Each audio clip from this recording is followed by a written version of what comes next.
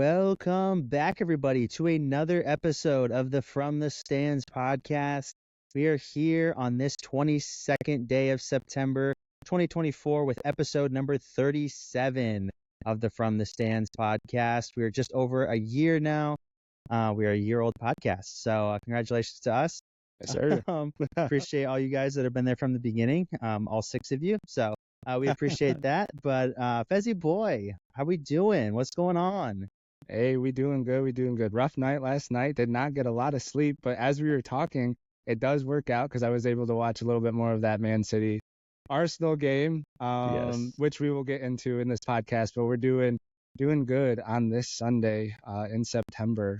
How about you, Sammy? How you doing? How was church today? Yeah, man, pretty good, pretty good. Solid message from the word and everything. I was a little bit bummed that I couldn't catch the first half of the Arsenal game, but went back, saw the highlights and everything. But like you said, we'll get into that a little bit later in the podcast. For sure. So I totally missed this last podcast 2 weeks ago. You had a movie you wanted to talk about, so let the listeners know about this movie. You went and watched it with Peter, right? I did. Yeah, this was a couple weeks now, 2.5 weeks probably. But I went to see the new Reagan movie. Yeah, super good movie, to be honest. I'm kind of a big Ronald Reagan fan as it is. But it was a super good movie. I think it portrayed his life and his accomplishments really well. It's just kind of one of those movies, kind of like Top Gun a couple years ago, where you just walk out of it and you just feel like super patriotic and just like enlist awesome. me into the military tomorrow. Like, let's go. Let's go. So it's just one of those feel good movies. Really good towards the end. It really, like I said, encapsulates his life really well. It's just a really good movie about the Cold War and everything. And me being like a little bit of a history buff, I eat that stuff up. So super solid movie. Peter and I are talking about it for a good while after the movie. So Nice. Just one of those movies that really gets you going. So it was hype. I recommend everybody that can go see it to go see it. So it's pretty solid. Still in theaters, right? You said it is still in theaters, and it doesn't have a lot of there's not a lot of the stuff where it's like, oh, did this really happen, or it's like, oh, this is they're gonna take this out because it makes them look good. Like, it was done by people who are pro Reagan and everything that we kind of stand for, I guess. So nice. Solid stuff. Sweet, love to see it. Need to go see it. I haven't gone to theaters in so long. I haven't even seen Top Gun Maverick yet, bro. Are you serious? I know, dude. And that was like the movie of our generation, dude. Dude, that was I think that was 2 years ago now, or was it last year? My wife and I are kind of just on shows because we need something that will be able to fit in while the baby's sleeping. I don't know. There's one of my pet peeves. I cannot start a movie and not finish it. Yeah. Yeah, I can't. I don't know why. I feel that. I don't know why. I'm weird that way. Well, you could probably get Maverick on Netflix or something streaming now for free. So that's a plus. I'm sure it's on something now. But that's cool. Who knows? Moving along, we got a few things at the top to highlight. Just some weird things we threw into the intro because kind of weird, something to laugh about. First thing, everybody knows that Australian breakdancer that was at the Olympics. If you can even call it breakdancing, the memes are everywhere, all over the internet. The goat. Was that her name? Raygun. That was her stage name. Yeah. That makes it even worse. I didn't even know that. Oh my God. I got nothing good to say about this person. I'm sure they're a great person, but when it comes to breakdancing, not so great. But they were hilarious. Out of nowhere. I don't know how they rank these, but Ray Gunn is ranked number 1 in the world currently as of 2 weeks ago when I saw it or something like that. But I just looked at that and I was like, dude, literally looked like a toddler rolling around on a play mat. Literally. Like embarrassing Australia. They single-handedly are the reason that there is not going to be breakdancing in the Olympics anymore. 100%. Well, apparently the only reason that they had it was because France wanted it. Apparently, when you host the Olympics, there's a few sports that you can request to have in there, and they take a couple other sports out or whatever. But apparently they requested to have it in there. But maybe a little bit more about this. But I heard that there's some sketchiness about how she even went to the Olympics, and then I saw something very briefly about the ranking, like you were talking about, but that there's some family ties to the ranking as well? Like, do you know anything about that or? I'm not too sure about the ranking, but the Australian thing like is whack. So basically, her and her husband became like the head of like the breakdancing association or whatever. Like I'm paraphrasing here. But anyways, they became like the head of it because obviously it's not like a super big thing. Right. And basically they sent her instead of people that were more deserving because they were in charge. And so it's just Interesting. like Nepotism, huh? yeah, literally of. they just like they became in charge just to send themselves to it. And I was just like, dude, you're Well, just that's embarrassing whack. everybody. And now they're ranked number 1. So I have no idea how that works. Like They probably run the ranking too. they probably run the rankings or it's about like social media engagements or something. I don't freaking know. Crazy. Who knows? Wouldn't number 1 be the person who just won the Olympics? Like Yeah, technically. Is it like worldwide ranking? I would yeah, assume, right? like yeah, it's not ranked just number for one in it's, the world. it's not like Australia's ranking or something, right?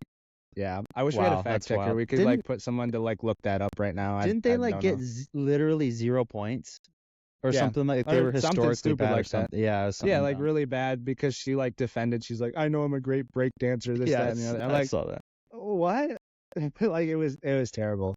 Crazy. Anyways, moving on to someone who we actually care about and root for. Legend, NCAA legend, DJ Burns. Everyone will remember NC State's big time Cinderella run to the Final Four last season. He's heading to South Korea to play some professional ball. That's a big boy. This kind of came out of nowhere either because obviously he wasn't drafted. Not highly touted. Big men, they don't get drafted, Sammy. They don't get drafted. Not short, stocky ones, at least. Not short, stocky ones, anyways. But yeah, definitely. NC State could have used him on the football field yesterday. That's for sure. Dude, getting clapped. But yeah, he heads to South Korea to play professional ball. Maybe we see him in a couple years and signs a G League. I'm surprised he didn't go straight to the G League because the G League eats up guys like that. I know, right? Like know. He probably got like a better offer from South Korea, honestly. Like make tons more money over there. You're not wrong. Yeah. But all right, and then a little bit of like real sports talk. Shohei Ohtani, greatest baseball player ever. I mean, 50-50 club. No one's ever done it before. I mean, I wouldn't quite put him greatest of all time yet. Who would you put greatest of all time? I know you're a baseball buff, but I mean, no. But I just heard things that it's too early to crown him and all this stuff. Apparently, Ronald Acuna had like a very, very similar year to the year that Ohtani's having this year. I don't think he quite had 50 and 50, but no one has. This is the first time anybody in baseball history has done it. Yeah, I'm not going to talk too much because I don't know all that much about baseball. Wasn't Mike Trout the GOAT? But like he didn't have the playoff appearances. Yeah, he still doesn't. I don't. He does have a few. I mean, he has been, but he hasn't been in like a long, long time. And also, he was the GOAT. He was for a while, but I mean, his Shohei is just, like, dude. Last night. Yeah, it was last night. Friggin' 6 for 6, 3 home runs, 10 RBIs. Like that's insane. That is insane. Like single-handedly, and I think they clinched a playoff spot with that victory too. So had himself a day. Also, guys, if you guys can't tell, we don't watch a lot of baseball. Like I just put this in because this is like nuts.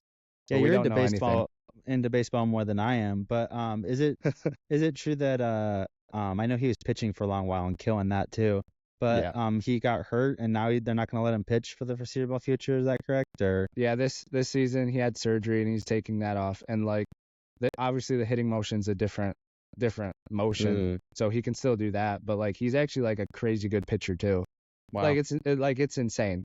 He's like the first like 6'2" guy to be this good. Wow. And that's crazy. Well, maybe he is on the way. Babe Ruth, better watch out. Maybe, dude. I don't know. Shohei Ohtani. He had all that mess that happened earlier with his interpreter stealing money from him. I mean, I don't know a lot about baseball, but I kind of dove into that story when it came out. Yeah. I think we talked about it on the pod a little bit. We did. It was mad sketch. I was like, bro, there's no way you didn't notice like millions of dollars leaving your account and you're just like, like, Oh yeah, my interpreter, bro. Like, dude, my stinking bank account app tells me when I'm under $10. Like, so he doesn't exact, notice that there's like 10 mil just missing. exactly. Like, I don't I care guess how he has like rich you are. he has like half a billion in there, so like 10 mil off the top is like us losing 10 cents at that point. Yeah, dude. I don't care how rich you are. I feel like you know when 10 mil is moving around in your account, but But yeah, whatever, man. scumbag move by his interpreter, anyways. Yeah, Should for be real. in prison. He is I think in he is jail, in I prison. think. Yeah. Yeah, good for him. Good for him. Yeah. Oh, Anyways, that was man. just to get us kicked off, guys. We got a good podcast for you guys. Also, wanted to mention we are now on Apple Podcasts and YouTube, so go give those a follow and subscribe on YouTube. We'd appreciate it. But we're gonna get into the episode right now. Alrighty, with the NFL now in week 3, we're starting to see some contenders and pretenders starting to come about. Obviously, it's still very, very early, but we got some good games to talk about so far. Obviously, we'll touch a little bit on our teams, Cowboys and Steelers, and then we already have some crazy good games to talk about already. And then we'll also talk a little bit about just all the injuries that have been happening just out of nowhere, which is a little weird. I have a little bit of a theory on that, but we'll get into that in a second. But first of all, I kind of want to touch on my Cowboys really quick, just because we basically, I don't remember last time we talked about, we missed a week obviously, but did we talk about the first week of the NFL season or no? I don't remember. Either way, I can't remember. Cowboys are 1-1 right now. Yeah. Obviously we blew out the Browns in the first game, and I was like, oh, okay, we might have a little season on our hands here, because if you've listened to the last few episodes, I've been very down on my Cowboys just with the off-season moves that we've made, not thinking really we're going to be that good. I was like, okay, we blew out the Browns. Browns are pretty decent. They have a good defense, yada yada. Dak looks good. Receivers look good. Running room doesn't look terrible. Defense got an interception for Trayvon Diggs, the usual stuff. So I was like, okay, we might have a little bit of a year here. And then we just turn around and just fall apart against the red hot Saints. Saints blew out the Panthers by about 50 in their first game. But it's the Panthers, so you can't really put a lot of stock in that. But then they turn around and just put 40 on us on our Cowboys. I put that one on our defense just because they couldn't stop a nosebleed in the first quarter. So we had the offense just playing in desperation mode the entire game. We were down like 21-7, like within the first 10, 15, 20 minutes of game time. So playing from behind, obviously just kind of pass at that point, try to get a lot of points in a short amount of time, and just couldn't hang with them. So tough day for them. I put a lot of that on the defense. You can't really manage an offense properly with when you're down so much so fast. So that was at home as well. We were coming in on like a 17-18 game winning streak at home in the regular season. Obviously, it doesn't count the Packers huge L that we took in the playoffs. But yeah, tough look at home against the Saints. Saints might be a legit contender this year with their new offensive coordinator. I got some not some great anybody that's new. I don't think anybody that's like gonna shatter the earth or anything like that. But just crazy what a good OC will do. But right, yeah, I was gonna say the story out of that is probably the Saints. Like, to be completely honest, like who saw them being like this good? Now, obviously, definitely. I mean, they've always had this week what they do. Yeah, they've always had good pieces with Derek Carr now in his second year there. Kamara got some good receivers, but yeah, kind of out of nowhere for sure. But yeah, Kamara had a day that day too. Oh so my goodness, bro! It kind of all just like happened for them. Yeah, honestly. four touchdowns for Kamara. I was playing him in one of my fantasy leagues. I was just like sitting there, like just shaking my head. I was like, oh, there's another 8 points, 9 points against me, but just piling on to obviously the Cowboys losing. But yeah, how your Steelers doing? 2-0. Hey, 2-0, riding high. Baby. Sure, riding high is a good way of putting it. I mean, I'd be riding high. We have decent quarterback play coming out of Fields right now. Gonna say, you got a battle. I don't know if it's a battle anymore. I mean, when you're getting endorsed by Big Ben saying that they should keep Fields even when Russell Wilson's healthy, I mean, I think it's kind of done and dusted. As long as, I mean, if he wins today, I mean, clearly we're sticking with him. Yeah. I mean, he just gives you a different option than Russell Wilson. Obviously, He's kind of For like sure. Russell Wilson when he was younger, like extend plays, not super accurate, but can extend Accurate plays, get the enough. ball down the field. So I mean, I would stick with him as long as we're winning games. Even if today's close, I think we'll stick with him. No Good. clue how Russell Wilson's doing on his. I don't know. He's had this calf injury that's just come out of nowhere, like just Right. tightness and all this. Like, dude, you're Yeah, old. Get over it. Yeah, I saw he was a little bit of a game time decision last week Mhm. against the Broncos. I'm sure he would have loved to go out there for that game. But I did see an article saying that Mike Tomlin kind of had the decision made for him just because Mhm. he was going to have a tough time making that. Obviously, they named Wilson the starter and then, having Fields come off the bench. But now that Wilson's been hurt a little while, he may have wanted to go with Fields. But since, they signed Wilson as the veteran and everything, he would have had to go with Wilson. But now that Wilson is Right. hurt, and you got Fields in there playing crazy good, undefeated, it wouldn't make sense for him to go to Wilson at this point. So, just Yeah. kind of sticking with Fields. I think, like you were saying, Fields is a lot more mobile. Wilson obviously used to be more mobile, but a little bit in his upper years now, not what he once was. So, if it was me, I'd definitely be going with Fields for sure. I mean, the guy's basically a running back, but can also throw the ball a little bit. Not quite Lamar Yeah. Jackson, but Yeah. similar, I guess. Do you think Tomlin, like personally, I think Tomlin tipped his hand. I think it was last week against the Broncos where Russell Wilson wasn't even on the active roster, but he still suited up. As in, Yeah, like, that was super weird. I was yeah, like, another Russell Wilson weird thing. yeah, like I don't know, like you should know way ahead of the game that you're not gonna be active, so you would be in like plain clothes, I, right? Like, yeah, I think that there's some kind of technicality rule that they've been doing the last couple of years where like he was technically the third quarterback, like the emergency quarterback. So if both the quarterbacks go down, he could okay, technically go out there. But yeah, again, it's like a super weird Russell Wilson thing again. yeah, if you I ask think me. Tomlin's like, I don't know, he could either be a genius or like everything's gonna implode, but like, because Tomlin named Russell Wilson QB1 and then he got hurt, and now Fields is playing good, so it's like. Right. He's kind of trying to backtrack on what he said before the season even started. So I don't Yeah. know, weird stuff going down. Hopefully we can start the season 3-0. That'd be pretty sweet. That would be huge. Yeah, looking in your Who knows, division, we'll touch on the Bengals in just a second as the next game. But Steelers are 2-0, while their biggest division rivals, the Ravens and the Bengals, are sitting at both 0-2. Right. So I don't care if how well, if you guys are just 500, hopefully the rest of the year, let's say, that's going to be a huge advantage over those other two teams going forward. So great start for you guys. Not a great start for the other two. What say you about that? Huge advantage, right? I would like a little better than 500 because Yeah. like that's kind of the benchmark that we have now. Like just as Well, I long mean, as at Tomlin least keeps his streak. 500. Yeah. Yeah. But no, definitely. I mean, early days, obviously. right. And the Ravens and Bengals can turn it on. And like you said, we'll talk about the Bengals a little bit. They obviously, seem to have turned it on with some things not going their way. There's 15 more games.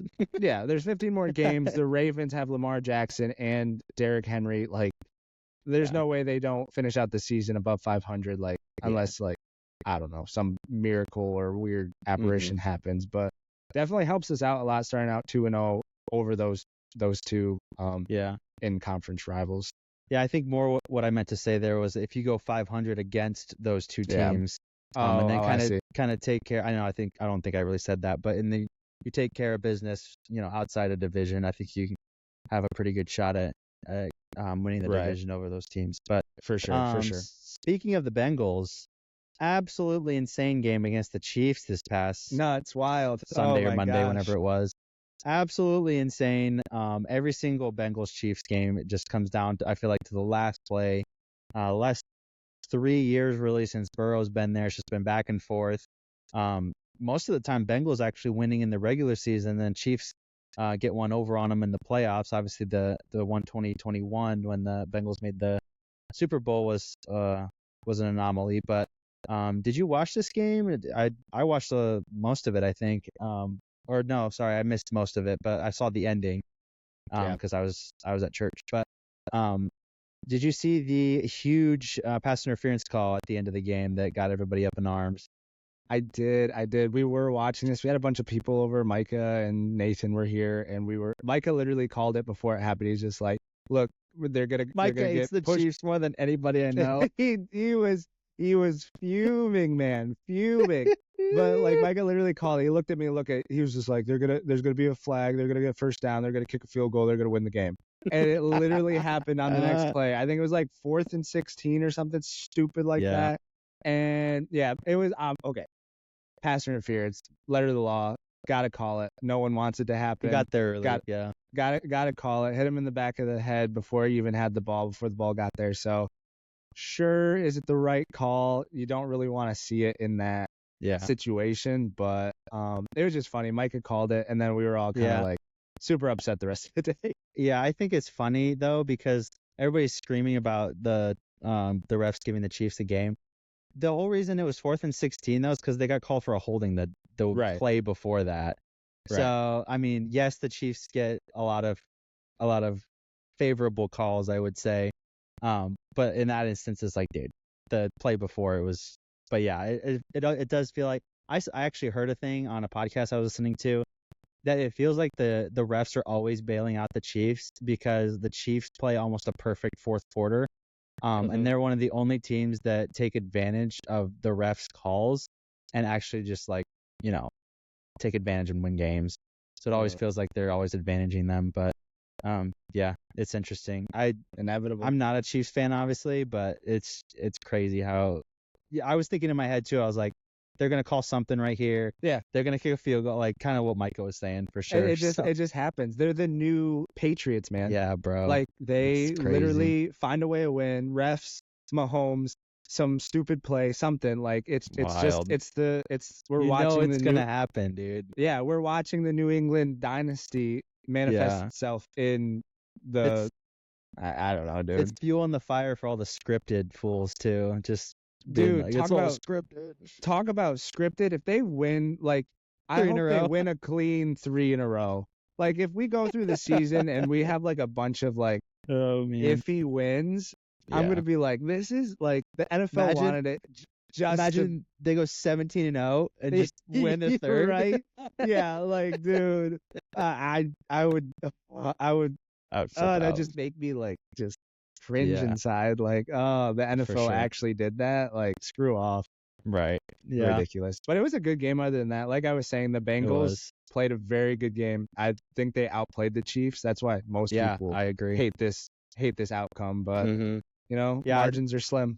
I don't think the Chiefs ever looked like they were like in position to win the game. They were obviously Right. down by 2 scores Mhm. late into the second half, into the third quarter for sure. But I looked at my phone a couple times before I was able to watch most of the fourth quarter, and I was like, dude, Chiefs are gonna lose this. Like, no way Burrow and the boys give this one up. But refs come out. But Refs um, undefeated. yeah, exactly. But Refs start 2-0. no, Burrow had a good game for sure. It's good to see that after his first couple games being a little sketchy for sure. But I hope that the Bengals are able to do some good winning this year with Joe Burrow coming back finally and hopefully being healthy. He's still got something on his hand, dude. Like Yeah, he's got his wrist is not healthy at his all. wrist, and like there's something like with like I think the upper, I don't even know what it is, but some Yeah. bone. There's so many little bones in there that can mess you up. It's on his throwing hand too, so I just hope it Yeah. doesn't screw him over too much. But Yeah. yeah, I mean that rivalry, that's just must-see TV when that comes Oh, yeah. around. Kind of similar to the Bills and the Chiefs. Like, I mean, when they're playing, you got to watch, kind of thing. Gotta. So, Have yeah, to. solid game. Chiefs get the dub. They're now sitting at 2-0. While, like we said earlier, Bengals are now at 0-2. To start this week, we had a good division game as well in the AFC with the Jets and New England on a Thursday night. Aaron Rodgers lighting the Patriots up. Yes, sir. Patriots going back to the old ways. We kind of got hype after the first game when the Patriots pull out a dub and like, okay, Patriots, are they going to be hanging around, on the bubble of the playoffs or anything like that? But I think that was a little bit of an exception to what they'll be doing this year. Jets put it on the Patriots pretty thick there. Did you watch this Aaron Rodgers masterclass or did you have I the did. screaming baby? I had a screaming baby, but I had it on and I was watching. Turn and I the did. TV up louder. Yeah, that's right. And can't hear it. No. Yeah, I mean, vintage Aaron Rodgers. He's Yeah. moving way better than he was in the first week for sure. I think he's finally trusting the surgery that he had. That one throw to Garrett Wilson, like, So dude, nice. chef's kiss, like that's just old school football right there. Like super Inch accurate. perfect. Put it where your guy can get it, and only your guy can get it. Right. Something to come out of this game though. Did you see Aaron Rodgers reject Salah's hug? Yeah, Robert dude. I Salah's saw hug. that. And like everyone's trying to make it way more than it is. It's like, dude, do you I not know. know like just guys in sports? Like Yeah. he's just like, dude, like job not done. Like that's how I I took think it. that's what he Like, said. He's like, it's too early or something like that. I right, think that's right, what his lips said. But right. But Robert Salah's sitting there like, dude, you're saving my job right now. Like, of course he's right. gonna hug him. He's like, you're the only Yeah. reason I still have a job here right That now. was my next thing. Like Salah, dude, he doesn't do anything. He lets his offensive coordinator / Aaron Rodgers call all the plays, and he Yeah, lets his defensive coordinator take care of his crazy good defense. He just kind of stands there. He yeah, reminds me of Nick Sirianni for the Eagles. Sirianni doesn't do anything. He just like he mean mugs the camera and talks crap in yeah. press conferences and lets everybody else do the rest. So Right, and then when he does do something, he's like, yeah, "Oh, exactly. ROC makes the calls." Like, dude, you're the head coach. The buck 1000%. stops with you. Yeah. Oh my Yeah. gosh, that's funny. That could be a whole nother conversation as well. Yeah, Oh exactly. my goodness. Solid win for the Jets, 24-3. Really no problems there from start to finish there. Last thing we'll touch on the NFL here. Obviously we can talk about all the games that are going on currently, but we'll leave that for next week. There are a ton of injuries this year. Obviously there's always injuries because it's the NFL and it's contact sport, but just injuries to massive players, just household names that everybody knows. I'll kind of run through a short list here. Christian McCaffrey, Puka Nacua, Cooper Kupp, Deebo Samuel, Kenneth Walker, A.J. Brown, Jordan Love, and today he's actually not playing because I know that because I'm on my fantasy teams. Joe Mixon for the Houston Texans. Oh, All really? Wow. out with injuries. Most of them are actually most of those players I just mentioned are on IR, which means they'll miss at least 4 games. So just an insane amount of injuries coming into this year. I would say definitely higher than normal, at least for the pedigree of players that we're seeing go down. I Yeah. have my own theory on what this might be, but I'm not sure if you Oh. have any thoughts about all these guys going down super early here. I mean, I don't have any thoughts about like why they're going down, but I'm definitely like looking at my fantasy. Like I'm starting Kirk Cousins today because Puka and Cooper Kupp are out. So like Matthew Stafford's just gonna hand the ball. Like who do they have to throw to now? I mean, Yeah. he has 0 weapons. So I'm looking at like the fantasy implications of this. Yeah. Like all both my fantasy teams are like projected to win by like 1 point, and I'm just like, Right. this is tough. It's This a is tough. But you toss have up. CMC in one of your leagues, right? Yeah, dude. So in the Calvary League that we're both Yeah. in, I have Christian McCaffrey, Puka Nacua, Kenneth Walker. So literally 3 of those guys. Mhm. And then there's only one injured reserve spot, so I like had to drop a couple guys and then try to add, and it's just it's a mess. But That's there's a crazy. couple questionable guys in there I think too. But yeah, my Mhm. team's kind of cooked. Somehow still pulled out a dub though last week against Jared, but Oh, poor Jared. Poor but Jared. But what's um, your theory? Like, what's your theory on why I mean, these? it's not my own, so I'm definitely Oh, so you're copying just it from somewhere. regurgitating information that kinda, you but pull off of the internet. It's Same. just something that I agree with for sure. Because like if you look at a lot of these guys, like basically no team plays really any of their starters in the preseason games. Yeah. So like obviously they're a little bit behind the 8 ball when it comes to the season. Like you're basically starting real football play week 1. I mean there are a few Mhm. teams that will roll out their starters for like 2 series in the entire preseason game, but that doesn't give you enough to get up to speed. And then just obviously with all the training camp holdouts and just like being in and out and stuff, like I just think once they hit the season, they're not really like ready to go full speed against teams that like have been going full speed for a few weeks. So they just get out there and they're not ready, and just they pop a hammy or they're getting hurt. Yeah.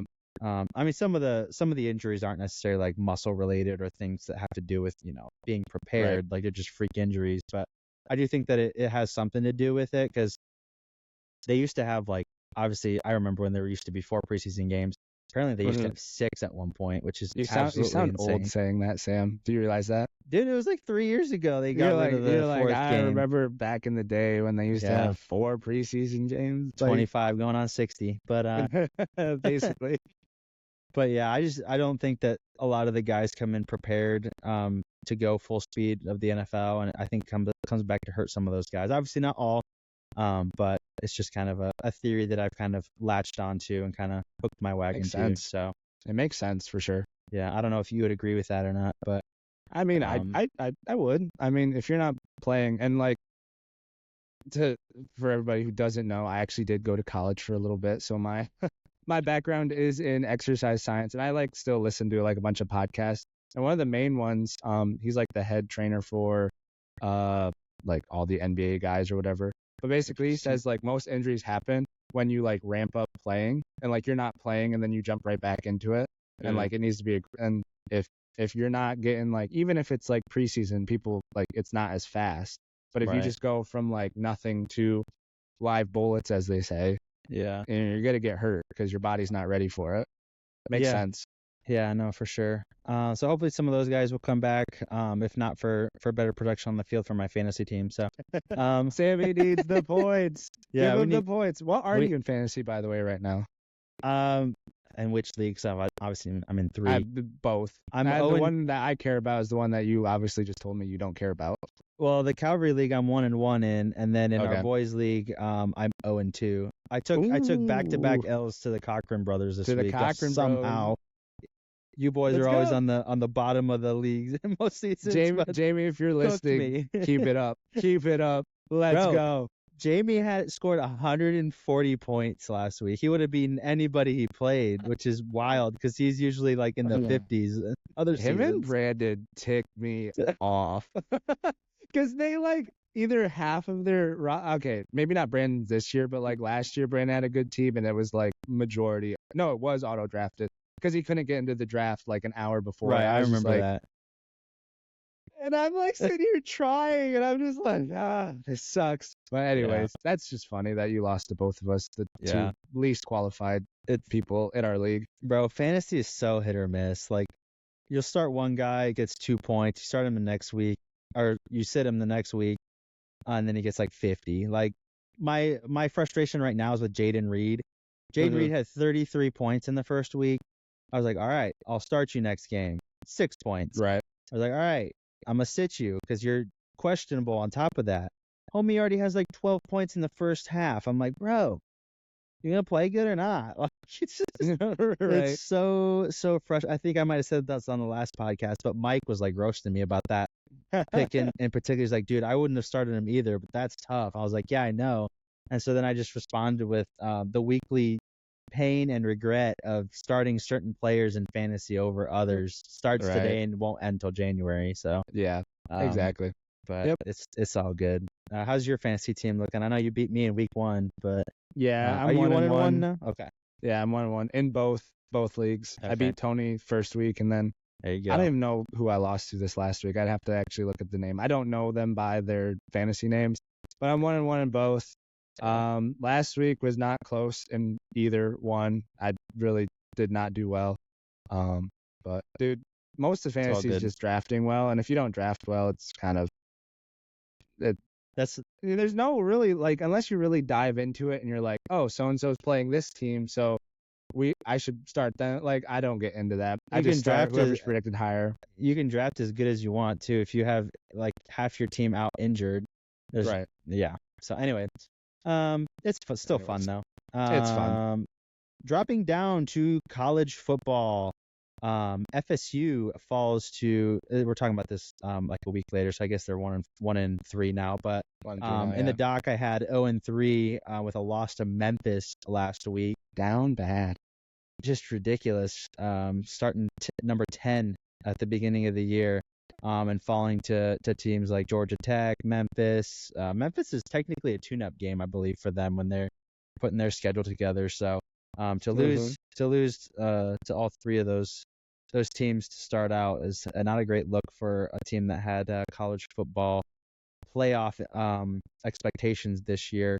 I'm assuming you didn't watch too many of their games. If I see FSU is on, I'll turn it on just for the tragedy of it to see how they're gonna might lose this game. So, but that's an ACC foe that Syracuse doesn't have to face this year.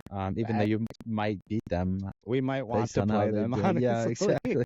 Everybody wants a piece of FSU right now. Apparently, yeah. Even Oh, the game that they goodness. won last night. Who was it against? It was Cal. against Cal, 14-9.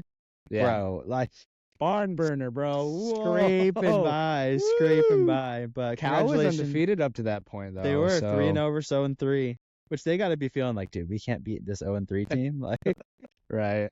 But- Seriously, though. Seriously. congratulations to them. my God. Finally getting their first win of the season here in week 4. So, That's but just tough anyway, days. moving on. This, because we missed a week, I'm kind of summarizing in the last couple weeks. Texas destroys Michigan 31-12. That scoreline actually looks a little bit better than most of the game was. Texas is looking for real this year. Oh, yeah. They are number 1 team in the country now. Won against Louisiana Monroe last night pretty convincingly with Arch Manning at the helm Archie now. Manning. Quinn Ewers down with an injury. He comes in last week to solidify a win against another scrub team that I can't remember right now, UTSA, and then he obviously gets to start for the Louisiana Monroe game. What do you make about the hype around old Arch? He had like 5 touchdowns in the game before, and then yesterday he struggled a little bit more, but still obviously blew out the team they were playing. So what do you make of old Archie Manning? He's got the last name. Oh, Archie Manning. I mean, most of his hype is his last name, to be completely honest. But he's looking solid. Obviously, hasn't been really tested. Like his last start was this week, wasn't it?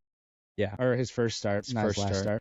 Yeah. I mean, he looks good, dude. He's like seriously fast. Like he had this like 61-yard Super like fast. TD run, and I was like, dude, he's outrunning these like DBs. I'm like, holy cow, Yeah. this guy can move. Obviously, He doesn't obviously look like his uncles. it doesn't look like his uncles at all.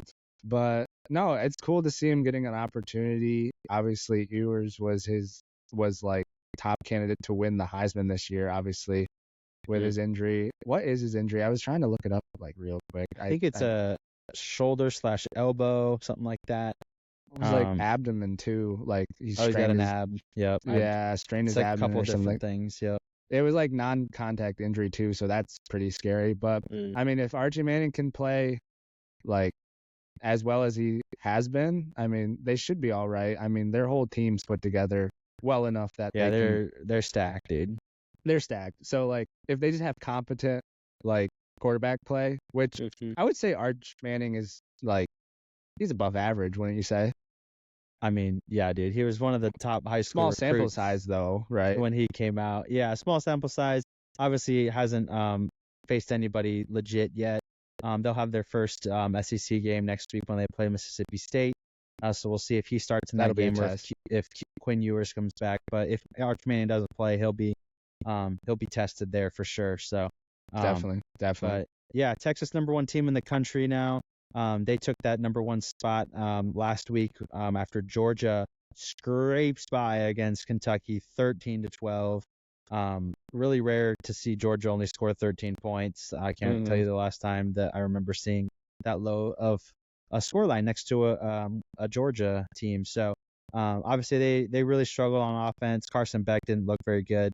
And that was a couple weeks ago. Obviously they had the bye this week, and then they'll be playing Alabama this next week. Number 2 versus number 4. Yeah, so that should be a great game. Real prove it game for both sides. We'll see if Georgia can come back off a bye week, off a tough game against Kentucky. But we will see. Alabama also coming off a bye week as well. They were off this week. So both teams should be rested and all game planned up for that game. So it's going to be a can't miss game for sure on Saturday. Frick Alabama. So yeah, I just 100%. have to say that. Don't even I care if Nick Saban's I there. agree. Honestly, like Saban now that he's gone. Cool guy. Yeah. Pat Bro, McAfee show all the time. Love it. It's great. He's on McAfee and he's on Game Day. He is Yeah. so good. Oh, yeah. You love listening to the guy. I mean, he lives and breathes football. His analysis is obviously next level, Top to tier, the nth yeah, degree, like, top has to tier, be. exactly. So, it's just whenever I don't think he's talking enough on Game Day. Like he'll just put in like spurts here and there, and then Pat McAfee's over there just yelling and Dude, screaming on top jumping of off the table. tables and stuff. Dude's insane. Like that was like one of the dude, College Game Day having Nick Saban and Pat McAfee, dude. Yeah, Like they're on top of great. the world right now. Like It's great, love it. Pat gets the college kids going, and then you got Nick Saban for the old heads and the guys that actually care about football. Like, dude, it's like Yeah. perfect if you think about it. It's a Anyways, great way to start a Saturday. Frick but- Alabama. That's right. You actually put this in here. Dylan did. Raiola or Mahomes? Hey, For those of you who go. have no idea who Dylan Raiola is, he's a top recruit that is playing for Nebraska. True freshman, by the way. True freshman. Homie loves Mahomes. This is your segment, so you can kind of go off on this, I guess. I don't know a whole lot about it. I've just been seeing the Mahomes lookalike hype. Like, wild, dude. it's kind of cool. He's he can ball though, but the reason I also He's got put the it in is goods. 'cause, Yeah. he's they obviously lost to Illinois Friday night, which was their first test, but some people are Close saying game. Nebraska football is back. Like, It they haven't been 100% good for is. some time, but Nebraska football on the map again? Nebraska, yeah, I think they're definitely back. I think they've gone through, 7 or 8 losing seasons in a row, which, going back to the old head thing, Nebraska used to be a powerhouse in the 90s, early 2000s. So anybody that's older than 35, 40 will remember Nebraska being kind of like an Alabama of their time.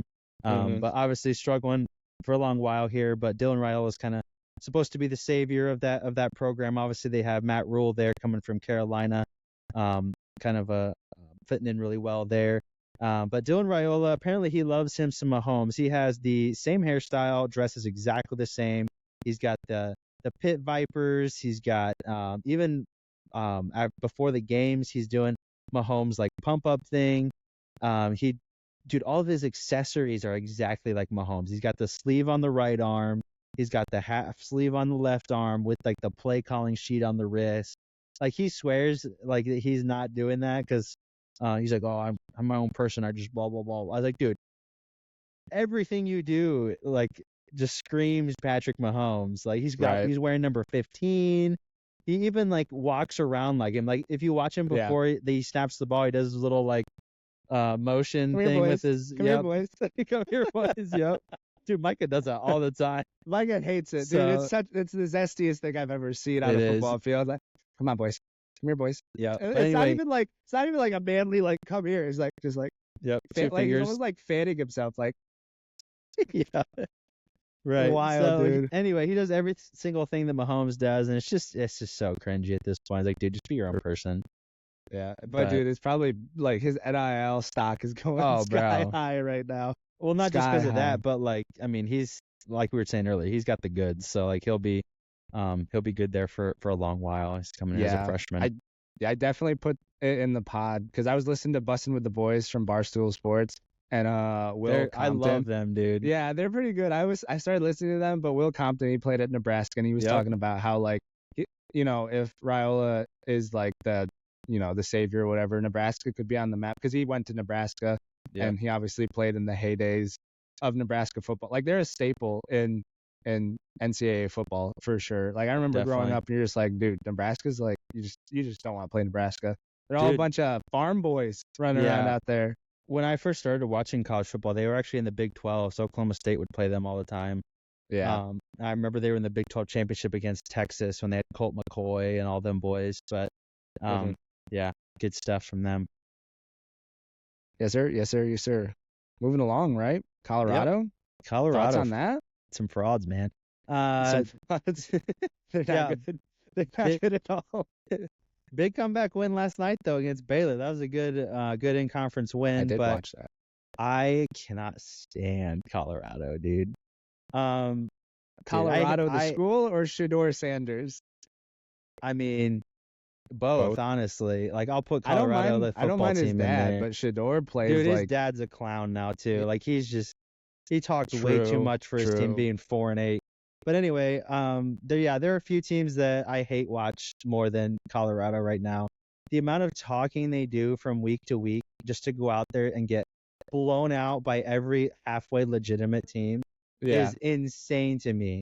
And then they Mhm. beat up on Colorado State, who's not even like they're like barely even a Division 1 team. And they're just Right. out there talking. They barely beat. I mean, I think they actually beat them by like a couple touchdowns this year. But the game before that, they had like barely beaten this FCS school, Mhm. North Dakota State, and they were talking all this smack and stuff. Like, dude, you won by one possession Right. against a Division 2 school. Like, chill out, bro. And then like you said, I used to like Dion a lot. Like I would kind of separate him from the rest of his clown team, but even him in press conferences now, he's like telling reporters that they can't talk to him unless they address him by a certain thing. And he's like, this one kid said this on the field, but if I was my kids, I would sit him down. Like, no, you wouldn't. You're the most like No. nepotism filled coach in the entire college football scene. Right. Like, just I can't stand them, dude. The amount of how good they are versus how much they talk is just insane to me. And like last year, I was so happy when they got humbled by Oregon. They were doing all that talk. They were like 2-0 and they were ranked like 24th or something, and they just got destroyed by Oregon. Destroyed. So Absolutely I don't know. manhandled. Yeah, I don't know if you're on the same wavelength on all that as I am, but dude, I can't. Oh, for sure. Like, Oh, for screw sure. them, dude. Screw I them. I definitely tune in because I want to watch them lose for sure. That's why I tuned in last. I was like, oh, Baylor's like competent, Big Yeah. 12 school, Obviously, Right. we remember him with the Robert Grisham days, Yeah, but that's the last time they were good. But dude, Baylor was clapping them, and then props to Colorado for coming back. Like I'll give them props when they actually play Yeah. well. No, it was a Huge good comeback, for Hail sure. Mary to get it to overtime, and then I kind of got lucky in overtime too. Baylor fumbles out of the back of the end zone, like right at Yeah. the goal line. Mhm. So it's I- margins again. I will say they got a dog in Travis Hunter though. I do like Travis Hunter. He's like super good. He plays hard, dude. Plays both ways. You don't see that very often nowadays. Apparently, he definitely was- gonna be a big draft pick. I don't think it was this game. I think it was the game before. He was the first player to have 10 receptions and 1 interception in the game since Mhm. himself last year. Yeah. So That's pretty good. yeah. That's pretty good. So I think before that it was like 30 years ago or something crazy. So something Um, crazy. Something so crazy. he's a dog on both sides of the ball for sure. For sure. Speaking of crazy, Oklahoma State, number Yeah, man. 14, 3-0. Sammy boy, let the We were- podcast know. Dude, we were 3-0 until last night though. 3-1 now, but Tough. yeah, I was Who'd you I was lose to? riding high Utah number 12. Dude, we'll get into that in a second, but 3-0 after destroying Tulsa like 45-10. So that was a good outing by our team all around, but obviously that's just a tune-up game again. But yeah, we played Utah yesterday. Tough L. Our offense was absolutely awful. Anybody that has heard me talk about Oklahoma State knows that I absolutely hate our quarterback. He's fat. He's in his 8th year. He's just I did see that. He can't complete a pass over 10 yards. He actually got benched this game. Oh, really? Yeah, and Really? then That bad? yeah, he got benched after the first half because he sucks. He's terrible. He's in he's in his 8th year, bro. He spent Yeah. time at Texas Tech and at Michigan. Like, I just can't stand him. He's not mobile. He's literally a statue back there just waiting to get Yeah. sacked. He doesn't have like a slant route that he can hit. Sick mustache though. Yeah.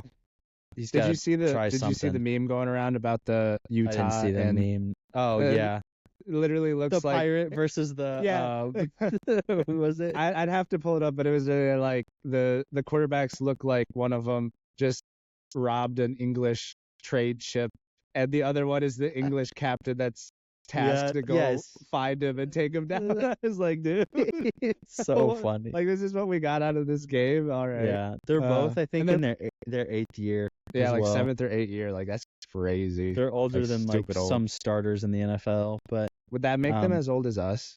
Does that make us yeah. sound old? I think the That's starting crazy. quarterback for Oklahoma State's 24 Hey, or 5. I still got So. eligibility, bro. We should go back to school. Yeah. Yeah. Let's do it. go play golf or something. You could probably be better than Alan Bowman was yesterday. So yeah, but I'd take one hit and I'd fold. yeah, same honestly. But anyway, anyways. yeah, we were down like 22-3 at one point. Actually, ended up making it a game. I think we ended up losing 22-19 with our backup in the second half. So, if you make that change a little bit earlier, maybe we come back and win that game. But Utah's defense is pretty good, I will say. So, yeah. But enough about my underperforming team, who's probably gonna drop. Dude, one last thing I'll say about Oklahoma State. Every year, bro, we're always ranked basically, but we'll be like 6-0, and like every week we go up like one, like maybe 2 spots in the rankings, and then we lose one game and we go down like 15 spots. It's like it's just they hate us, and I think it's because we're not an SEC school, so like we don't get the benefit of the doubt. We're like, oh, the Big 12, whatever. But anyway, Syracuse. Hey yo, Big Orange, Big L, Big L. We suck. Hey, easy. Yeah, I know. They brought us back down to earth against Stanford. This game happened Friday.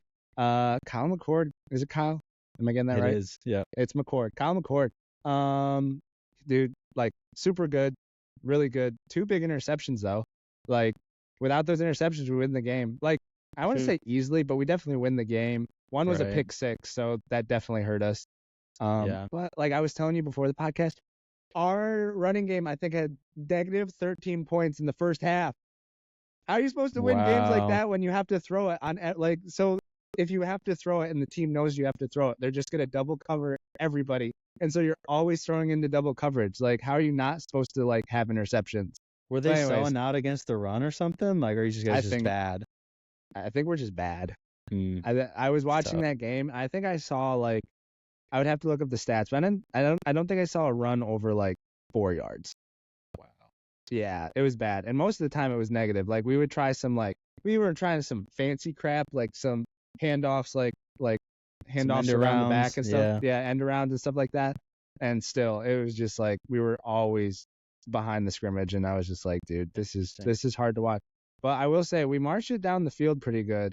It's just we don't have a running game, so we're limited to like when the field's short, it's really easy to cover any like short throws. So I don't know. And I guess Stanford's like an all right team. I was kind of figuring they weren't that great, but Stanford's pretty good. So we could talk about that fourth down towards the end there. I actually don't remember that, if I'm being honest. I think it was like you guys had them all the way on fourth down when you guys were ahead. When you were ahead on the last drive. You're right. 4th and 9, and you guys decided to play one-on-one press man coverage on their best receiver. The announcers kept saying one of their best receivers in college right now. I remember that. No help over the top, and it's just boom, one-on-one, back shoulder throw, first down, easy 30-yard field goal after that. Yeah. Wild incompetence in my opinion. Like what are we doing? Like if that and you even had a timeout to think about it. Yeah, that was like the game, and it was yeah, that hurt. That one hurt. I remember the commentators were just like what are they thinking?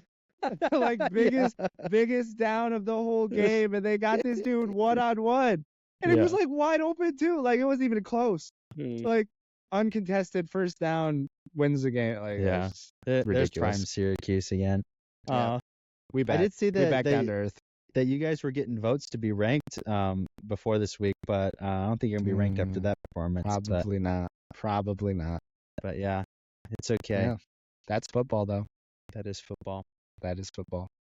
Alrighty. Well, that basically concludes the football portion. Obviously, it's been a little bit more of a larger portion with the NFL now in full swing and college football with some huge games. But we're super excited to get into the middle part of the season here. Hopefully here pretty soon, and hopefully get that fall weather. Hopefully get some cold games that we can watch. So we'll be excited to watch those games a little bit later in the year.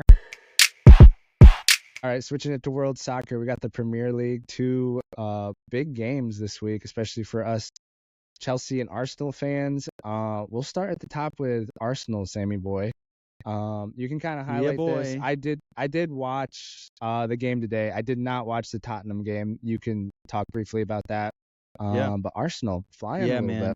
Arsenal flying, come kind of accustomed to them doing well, which is weird for me because we're historically like the most inconsistent team of all time. But pretty injury-ridden game against Tottenham last week. I came in with not huge expectations, kind of thinking that if we scrape out a draw at their place, that would be perfect. But yeah, Gabriel with a nice header, 1-0 win. We're really becoming pretty good at the set pieces now. We've got a new set piece coach who's really been next level for us now. So huge 1-0 win at their place. Always good to knock one off your rivals for sure. Leaving their stadium with all 3 points is a great feeling. So huge win. Like I said, undermanned, really just grinded out the last half hour or so after we scored that winner. So very, very, very happy with last week. Obviously we had the Champions League game at the midweek, which we'll talk about a little bit later. But then we roll into today's game, the biggest rivalry, I would say, at least competitive-wise, in the Premier League the last few years, just because we're kind of the only team that's really been able to challenge City at all, at least in the table. Arsenal Man City today at Man City. Went down early, 1-0. Actually, do you want to just start with the Havertz thing? Yeah, just start with that. This game was insane. Like, I feel bad for the ref, honestly. Like, just crazy out of control from the beginning. I mean, off the kickoff, Havertz just goes up to Rodri and just kind of shoulders him, I guess, in the back or in the side or something like that. So just kind of off to a great start in 3 seconds in. People were calling for a red card. I think the no call was correct, not just because I'm an Arsenal fan, obviously, but because, like, what are you going to send off a guy? Like if that resulted in an injury, yeah, maybe, but, like, what are you going to send off a guy 2 seconds of the game? Like, come on. I don't know if you agreed with that. I probably maybe would have given him a yellow, but what say you about that? Just real quickly before I go on. I didn't really see the foul, and I didn't look it up again, but, like, I was just thinking, like, what a way to start the game. First off, it sets the bar really high for the rest of the game. Like if you let that go, you have to let everything else under that go, which is kind of what happened throughout the whole game. But I feel like you don't, though, because, like, it's so early in the game. It's just like you can't just ruin the game, like, right off the bat. But I don't know. I don't think the ref did really well today, if I'm being completely honest. Like, he gave some things that were iffy, and then he let some things go that were iffy. We'll touch on the Trossard sending off. Just very inconsistent. And, like, honestly, I was sitting there, I was like, dude, if they send Havertz off like a minute into the game, this is wild. This would be wild. I was like, dude, Sammy is gonna be ticked. Oh yeah, dude. Yeah. So obviously great start there. Go down 1-0 off just a really bad defensive mistake. Just you could drive a truck through the hole that they had through the middle of the defense right there where Haaland scored. But otherwise, I know that the announcers were saying this too, but other than that one goal, Haaland was, like, kept super quiet, like, the rest of the game. And like, we're really good at doing that. Like, Gabriel and Saliba, they just they've kind of figured him out and know how to shut him down. So whenever we play against them, if they score against us, the goals aren't coming from him, which I think is huge because with that goal, he has 10 goals in the first, like, 6 games, which is absolutely insane. But anyway, we come back, draw level 1-1 off a Gabriel header again. Like I said, I'm going back to the set piece execution that we have now. Just really, really doing well for us.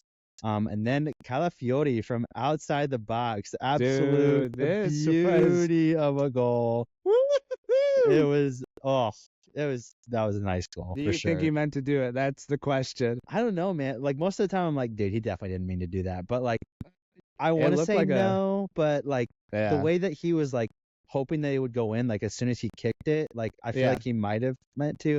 I don't know. He's going to say that he meant to, but. Oh, for sure. Anybody way, in their right mind would. But, dude, that was a banger. Beautiful goal, for sure. I told my wife, I was just like, look, you watch this goal. And she was like, dude, that's really nice. I was like, yeah, dude. Yeah, super nice. So nice. Big signing for you guys, too, over the offseason. Yeah, like I was saying. Where'd he come from? Bologna. But he was one of those Euro, like, just burst onto the scene at the Euros. Like I was about to say, like, a few pods ago, I said that Arsenal are so not the team to get those kind of guys. Like, it's usually like a James pops up at the World Cup and Real Madrid sign him or something like that. So for us to get the signing of one of those summer tournaments is huge. But So huge goal for him. A beauty of a goal. We're up 2-1. Game is pretty scrappy throughout. Just kind of challenges flying in. Like you were saying, I think the ref really struggled this game. Like just booking stuff that doesn't need to be bookings, and then letting stuff go that really need to be bookings, or not even calling fouls at all. I think the game was just out of hand from the beginning. Rodri goes out early, which was huge for Man City, just because he's kind of the engine of that team. And then we come to the Trossard craziness at the beginning of the first half. He got booked at the beginning of the second half. He got booked in the first half for what I think is just a ticky-tack. Like, they're just kind of scrapping for the ball, and he kind of pulls a guy's arm back to try to get to the, I mean, obvious foul, but not a card at all. Like, that's what you were saying about giving cards when there doesn't need to be a card, yada, yada. Yeah. Second half, early second half, the guy is 5'7", right? So he goes up for a header, and like, instead of jumping, because he knows he has no shot, he just kind of like throws a shoulder. Like, the other guy didn't really jump either. Right. He throws a shoulder into his back and just kind of keeps on running. And originally I thought that he had given the second yellow for that, which was like, dude, this happens all the time, and he'd never jumps because he's so short anyway. But apparently he'd kicked the ball away, which was like half a second after he jumped to get that. And it wasn't like an anger and frustration. He punted it into the stands. Like, he passed it to Martinelli, who was trucking on the other side of the field. So either one of those, I don't think, is a good enough reason to send Trossard off. No. Let alone, like, if you're not going to send Havertz off for blatantly just decking a guy in the third second, why are you sending Trossard off for a soccer play? Like, it's just completely ridiculous, completely changed the game. It was a really, really good game up until that point. After that, it forced Arsenal to just pack the box, which I will say, we did amazing. We were so organized. Oh, yeah. Like, the whole second half was just them passing around our box because there was no in routes. We would pressure when there was, one of the center backs had the ball, and make him pass to the next person. We were constantly pressing. I think we defended heroically. It was amazing. I was really proud of our team. But I mean, at the end, we're going to play until Man City scores, right? So, literally with the last kick, 90+8, scrappy. I think the announcer again put it perfectly. Like, the one corner we weren't quick to get out on. Like, there was a huge amount of space taken short there. They just had just enough space to get that guy open at the top of the box for a shot. Good save, good block, but it just kind of pinballed around, and John Stones ended up putting it into the net. But, yeah, dude, crazy game. One of the games that feels like it's about 15 minutes long after the 90. But yeah, just absolute madness. It was a great game. I loved watching it. The first half, like, really had you excited. Yeah. Until Trossard went off. Again, it's kind of like on the ref, but also on Trossard. Like, you have a yellow, like, so don't be dumb. Like, don't be dumb. Don't lead with your shoulder. You're not gonna win that ball anyway. You don't have to leave anything. Who did he take out? Like Gundogan or something like that. Like, Gundogan or Bernardo Silva or something like that. Silva. Like, you don't have to leave that on him. Like, and then you put your team behind the 8 ball, and it's kind of like inevitable at that point. Though I really thought you guys were gonna pull out that win. I know. I was honestly rooting for you guys, because Man City is one of those teams where it's like, I like Pep, I like some of the players, but they're done winning. Like, we need some parity in this league. Like, they can't win 5 in a row, can they? Surely not. It's ridiculous. I mean, they would have been huge, even though it would have only put us like a point ahead of Man City. Just having that head-to-head, winning at their place would have been huge, not just for morale, but obviously in the table and everything. But it's still a tie. I mean, if you would have told me before the game, would you want to tie against Man City, I would say absolutely. So, I mean, you got to think about it that way, even though I think we were kind of not robbed, but like, it's just ridiculous. I feel like kind of what we were saying with the Chiefs. I feel like Man City they get those 50-50 calls. I mean, it always feels like they tack on as much time as they need, and then like, just, we're going to play until Man City scores. Like, it always feels like that. They always score in like the 90+5 when they're struggling. Absolutely. So it's super frustrating. And it's just on top of that, like, I don't know if we talked about this on the pod yet, but 115 charges, the hearing for that started. So it's just like, dude, like, can we get that like expedited immediately? Like, we just need to send these clowns to Division 2 already. Like, dude, imagine It's gonna be so wild if that happens. Oh, Like relegate them. They won't though, because dude, they no, make dude, so much money for the Premier League. They're just gonna exactly. be like, And pay us all this money. they're gonna We'll find him take like away like a couple trophies, maybe not Premier Leagues. They're not gonna do probably not, but like they're probably gonna find him an ungodly amount of money, like that. Yeah, 15 mil, slap on with like a little 5 point deduction, probably win some the league sanctions maybe. by 6 or 7 points. It won't even Yeah, affect you. Like some sanctions, some yeah, probation, and good to go. yeah. We're on to the next. Like they make way. It's not like Juventus Ridiculous. in '06 where like the sport wasn't quite as big enough to like supersede justice, but like now Man City is just, there's so much money involved. It's not gonna happen. But It's crazy. one can hope. Absolutely. One can hope for But sure. anyways, that's Yeah. the status of my Gooners right now. So Down bad. Even though it was valiant effort today, down bad for sure. All right, moving along to my team, Chelsea. You know, usually we hop on this podcast and talk trash. Stallone's talking trash. Stallone's down bad, but doing all right. Couple wins in the past few weeks. Last week, kind of same old Chelsea, leaving it late against Bournemouth. You know, Yeah. we should be beating Bournemouth with a $500 million roster, but whatever. You know, I mean, you did beat them. we did beat them. We did beat them. 1-0. 1-0 win against Bournemouth. Whatever. Won't touch on that. Put that water under the bridge. Whatever. This week, Chelsea versus West Ham. Handily took care of West Ham. Convincing. Definitely. Nicholas Jackson was like, I was like, dude, where has this been the whole time? Like, he was actually competent in front of goal. He scored a brace. And then obviously our player of the year last year, Palmer, you know, scores as well. I think he has like 5 assists and 2 goals. So kind of picking up where he left off last year.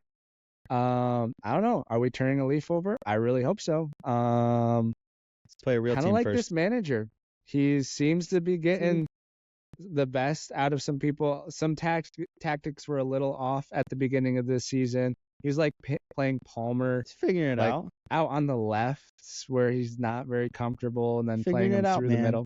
But he's Give figuring him it some out. time. Give him some And we're time. At least doing- you're not losing these games instead of like just completely falling apart like last year. Right. So Right. We're actually winning these games, which is huge. And West Ham's no pushover. They got some decent players. Obviously, they're not what they were when they had Rice and stuff like that. But anyways, we're gonna move this along. Sorry. What were Sorry, you the last saying? thing I was going to say. I think more teams need to do what Chelsea just did and bring in like a little bit of an unknown manager that just is unafraid to kind of implement his own things. Like when you're hiring, like I'm just throwing a name out there, Pochettino, for example, has been on like multiple top 6 clubs and stuff. Like you know what you're going to get. Right. If he can be affected by management or ownership, things like that. But this guy is pretty obviously just coming in. He's like, I'm going to do my own thing. Just let me coach, and you can just buy players or whatever. So Absolutely. just keep it with that. So for Yeah. sure. Absolutely. I agree. 100%. I agree. Moving along to Champions League. The Champions League has begun this last week.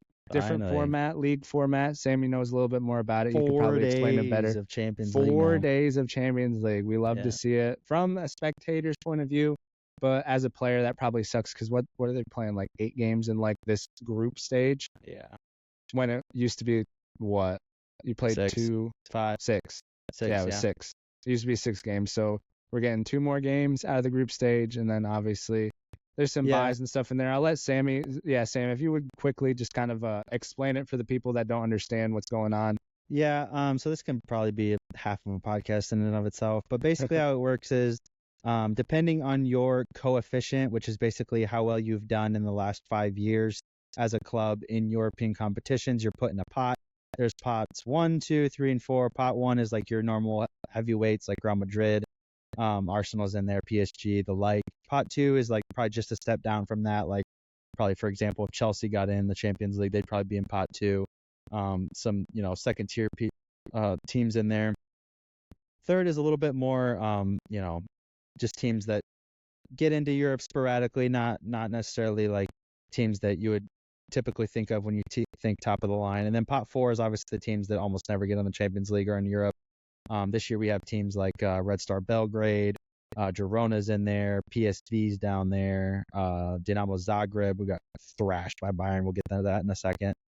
So there's 36 teams as opposed to, I believe before there was 30, I think right on 30. But so they've obviously they've added 6 extra teams.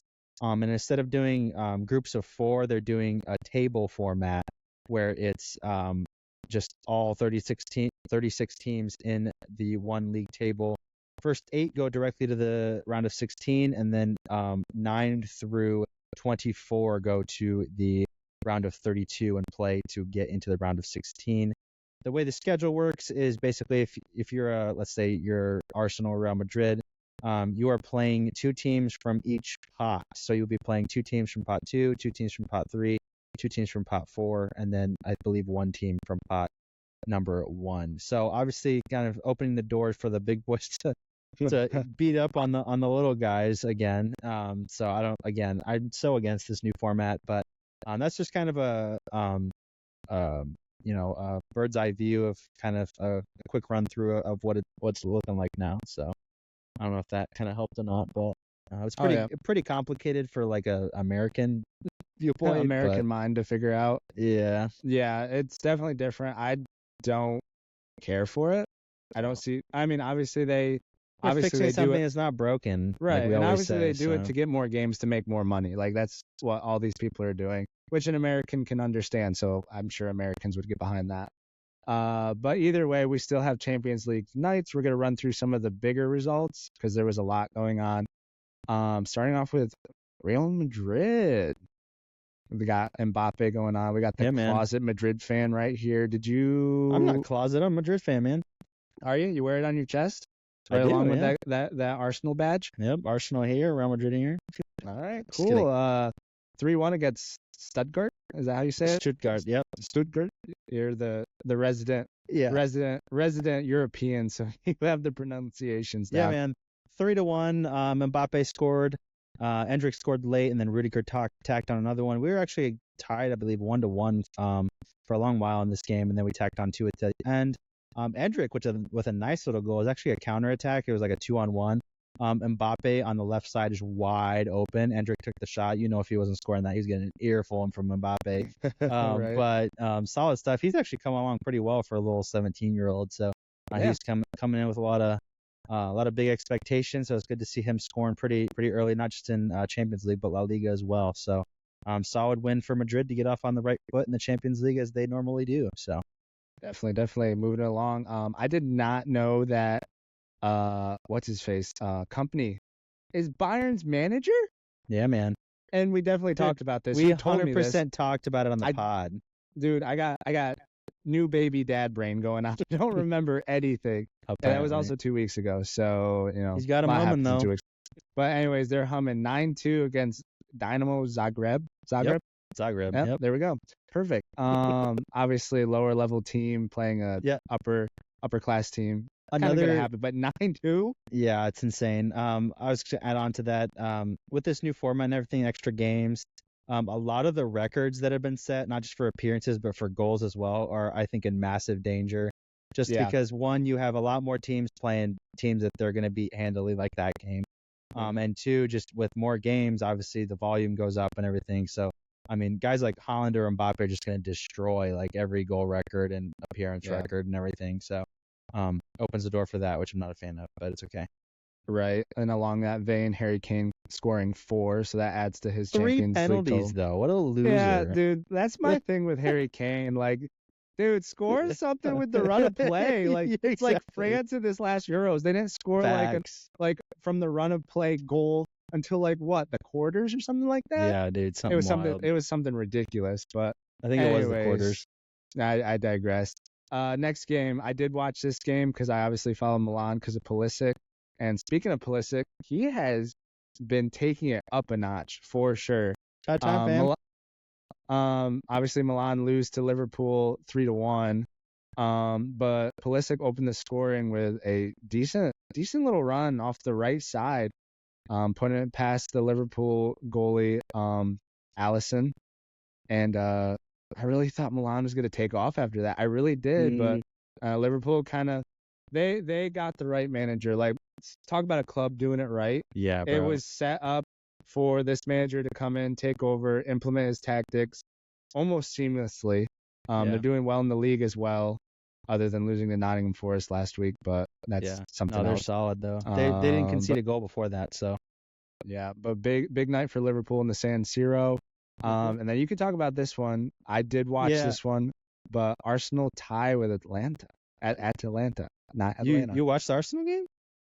I watched a bit of it. Yeah, Look at you. I had it on at work. I have it on with my little phone propped Good. up on the step while I'm sitting there working. Yeah, Yeah. not much to report in this one. 0-0 draw.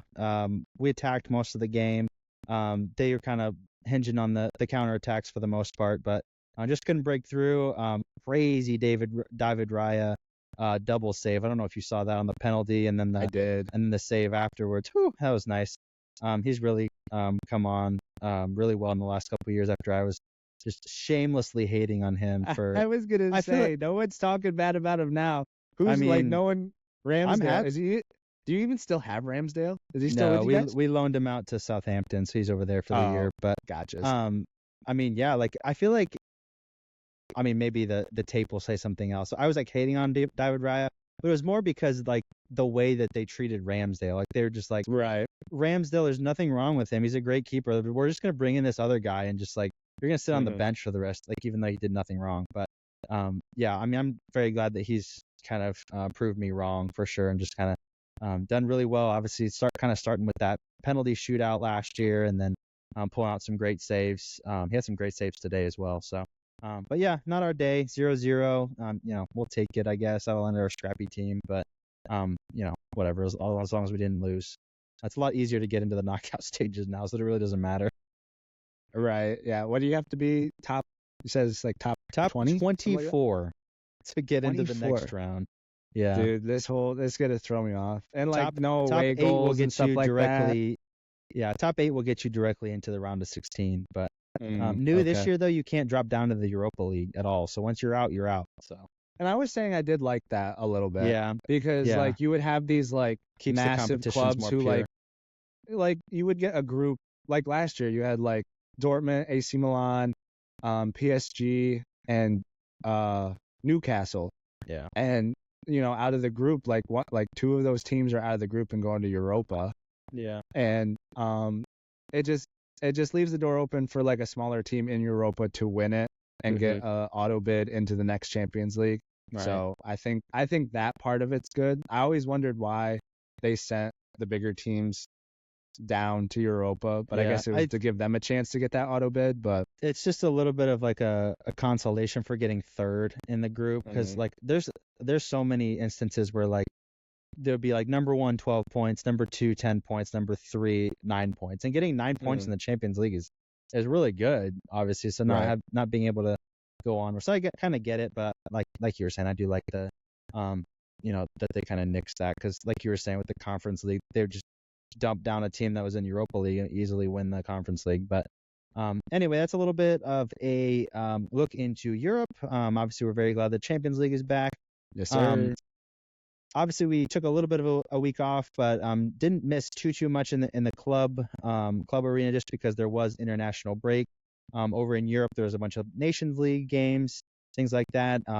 Over here, stateside, we just played some friendly games. Not really sure why we weren't on Nations League games either, but we had a couple friendlies tied to New Zealand 1-1. That was pretty pathetic. That was the second game, but the first game, that's the real That's a talking point note then. for sure. U.S. men's national team loses to Jesse Marsh's Canada 2-1. Welcome Pochettino to the clown show. Lost to Canada against Jesse Marsh. I'm happy for Marshy. I'm glad that Dude, he's me too. that he could do Me it. too. I But, love him. He's great. Little rant incoming here or what? I mean, okay, obviously we had an interim head coach, so Pochettino's not putting those scrubs out there that he put out there. Yeah. Also, we were playing like 3 up top. Like, yeah. We were super playing stupid. most of our good players though. So Yeah. Anyways, this window was a tragedy. The only good thing about that was we actually did get the Pochettino signing over the line. Did we talk about that? No, I don't think he officially signed when we last were on. So. We finally got Pochettino, which is huge for the program. Right. Huge.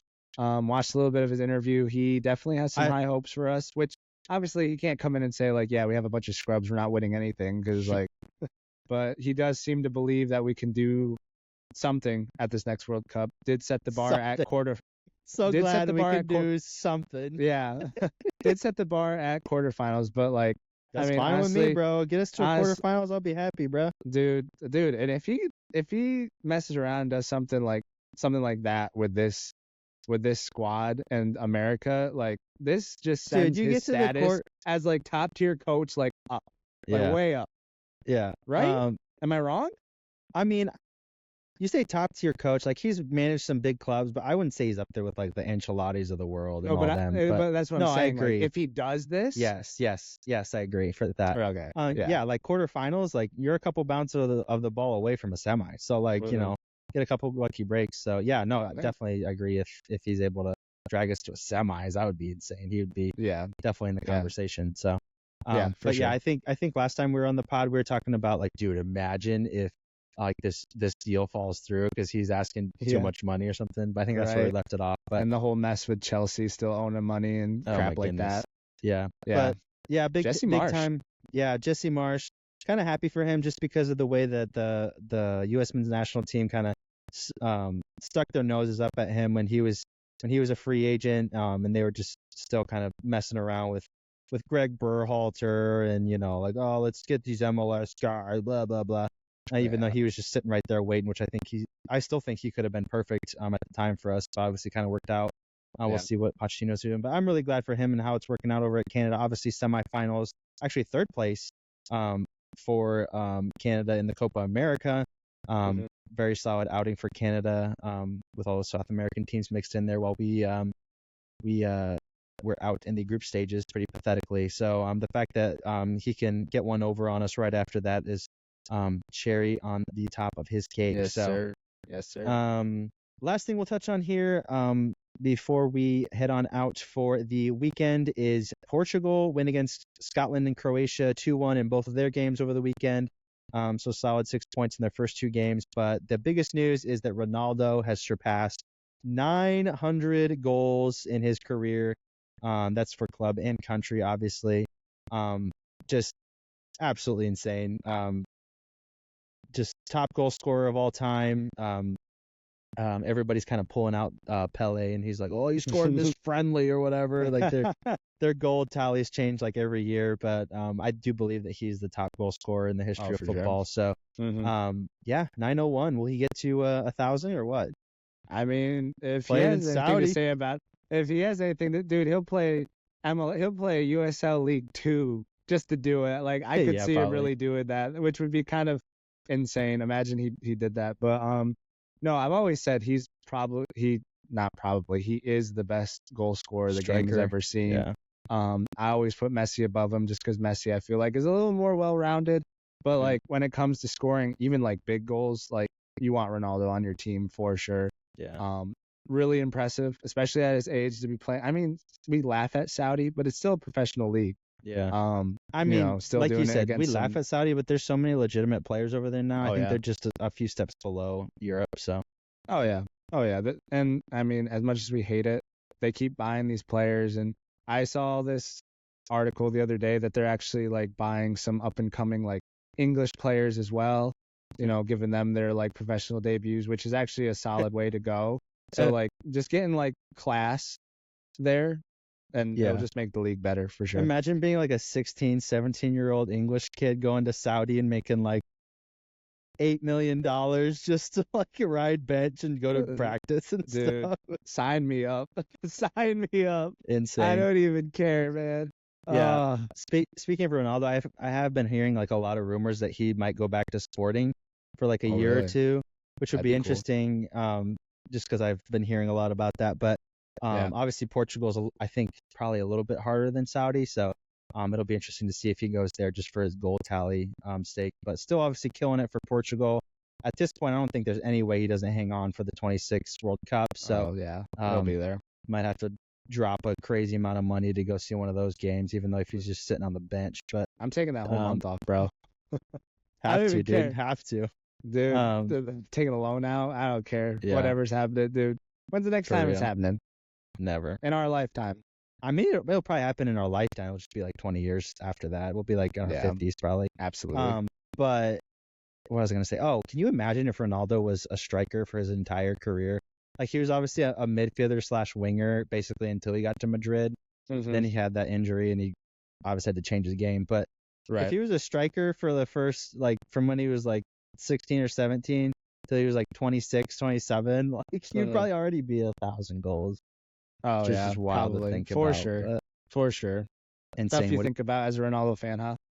Yeah, exactly. The what ifs of life. Yeah, Alrighty. Well, that's a pod, isn't it, Sammy? that is a pod.